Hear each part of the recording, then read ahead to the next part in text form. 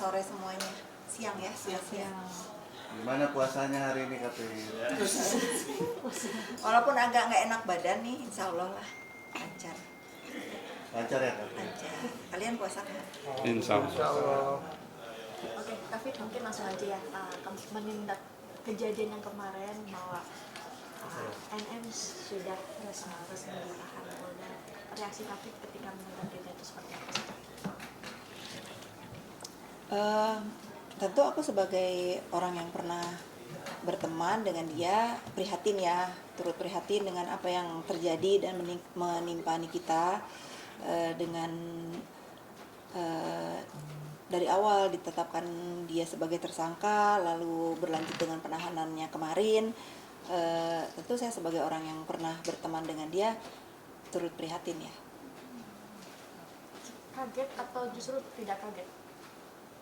Kalau kaget sih enggak, karena informasi tentang tentang urusan skincare, kalau nggak salah kan huru hara, kita namain aja huru hara skincare ini kan sudah berlangsung berbulan-bulan.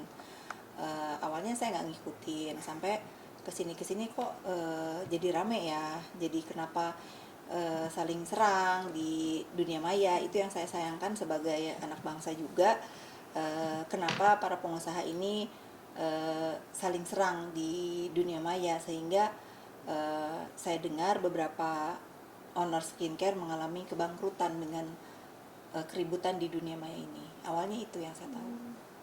Akhirnya dugaan tindakan pemerasan itu seperti apa sih Kavit? Dugaan tindak pemerasan itu awalnya juga saya nggak percaya ya. Saya mengenal Nikita tidak seperti itu. Tapi kenapa dia sekarang menjadi seperti ini?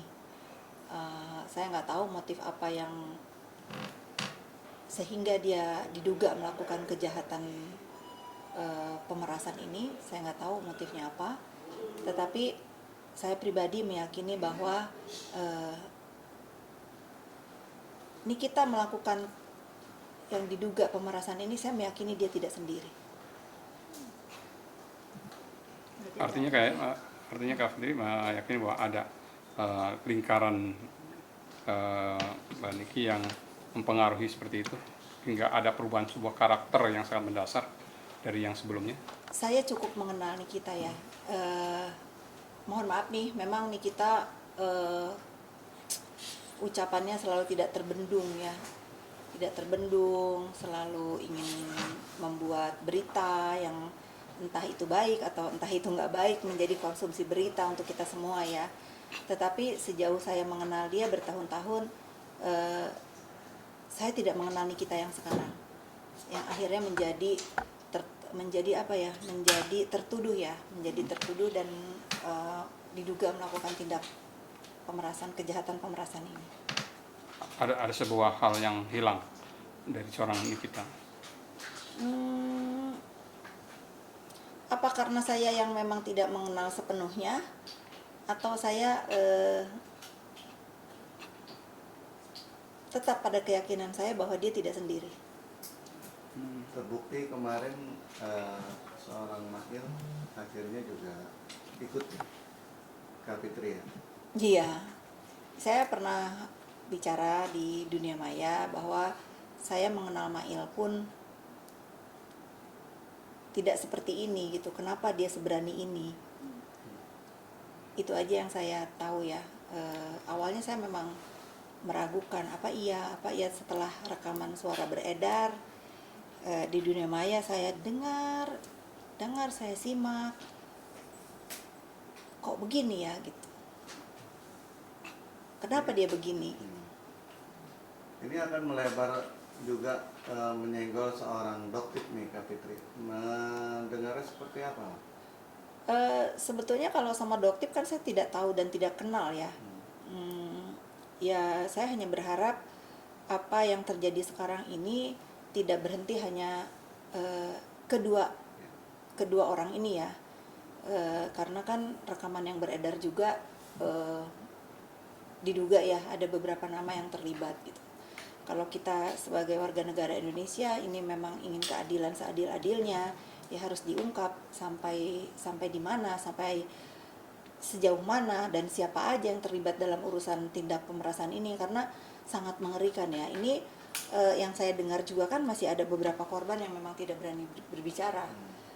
Mudah-mudahan kalau memang kita untuk kedamaian dan kenyamanan berusaha dan bersosial media, semua para korban yang memang merasa menjadi korban yang diduga sindikat ini ya berani speak up.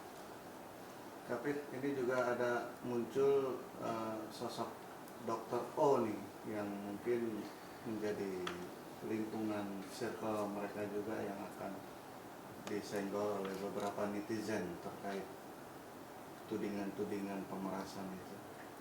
Ya, kita serahkan saja kepada pihak berwajib. Kalau memang ramai diberitakan ada Dr. O, inisial Dr. O katanya disebut, dan ada rekaman juga ya.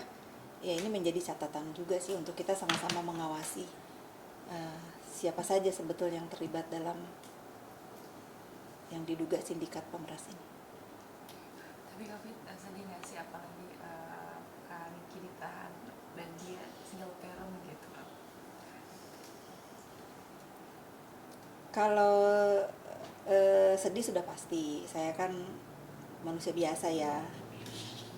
Kalau kita berbicara single parent, Niki sangat tahu, dia sangat paham benar posisi hidup dia seperti apa, di mana posisi hidup dia.